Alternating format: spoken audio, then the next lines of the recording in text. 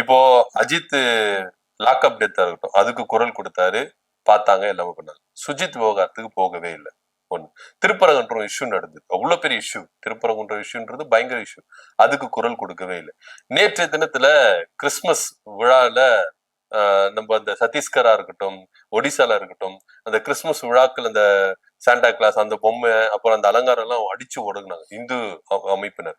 ஆனா ஒரு குரல் கூட கொடுக்கவே இல்லாம மலேசியாவுக்கு ஓடி போயிட்டாரு. எனக்கு படம் தான் முக்கியம், மக்கள் முக்கியம் கிடையாது, மதவாதத்துக்கு நான் எப்பவுமே என்ன பண்ணுவேன், ஆதரவா தான் இருப்பேன், ஜனநாயகன் படத்துக்கு போயிட்டாரு. இப்ப இவரு தலைவரா, சினிமா வரதுக்கு முன்னாடி இவ்வளவு செஞ்சவரு தலைவரா இருக்கும்போது ஏன் இப்படி ஒதுங்கி போறாரு? அதாவது ஒரு சினிமா நபரா ஒரு அரசியல் கட்சிக்கு வருவதற்கு முன்னாடி ஒரு நபர் இருக்காருன்னு சொன்னா அதை அந்த நபர் மட்டும்தான் செஞ்சாகணும். ஏன்னா அவர் சார்பா வேற யார் செய்தாலும் அது அவர் செய்ததா ஆக முடியும். இப்போ ஒரு கட்சி தொடங்கிட்டாரு, ஒரு கட்சி தொடங்கிட்டாருன்ற பட்சத்துல ஒரு கட்சியினுடைய கடைமட்ட ஊழியனோ ஒரு தொண்டனோ செய்தாலும் அது அவர் செஞ்ச மாதிரி. சரி, தமிழக வெற்றி கழகத்துல இருந்து அப்படி என்ன செஞ்சாங்க?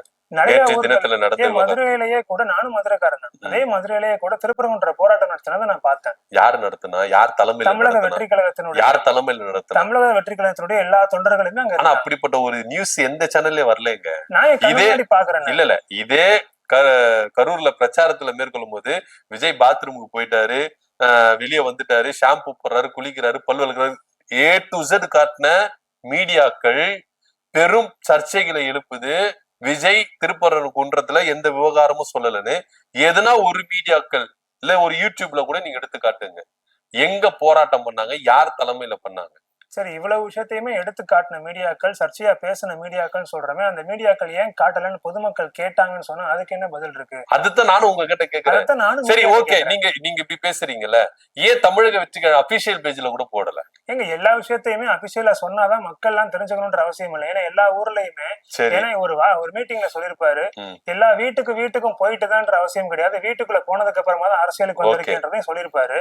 எல்லா வீடுகள்லயுமே தான் இருப்பதற்கான எல்லா சாட்சிய கூறுகளுமே, ஏன்னா மக்களுக்கு பிடித்த ஒரு நடிகர்ன்ற பேர் வாங்கின ஒரு நடிகர் தான் அவரு.